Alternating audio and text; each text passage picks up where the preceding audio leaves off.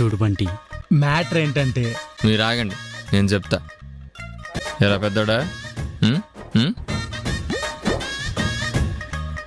ఉహుం. ఎలా చిన్నోడా? ఏడు చేయాలి. మరి ఇది ఎవర్రా? నువ్వు మాకెలాగో అది వీళ్ళకి అలాగా. అయినా ఏంట్రా పెద్దోడా ఇదంతా? అర్థం కానట్టుంది. ఎలా? హౌ? అది అర్థమయ్యే లోపల అంతా జరిగిపోయింది బంటి. చిన్నోడా, మరి నీ సంగతి ఏంటి? పెద్దోడికైనా ఆఖరణ అర్థమైంది.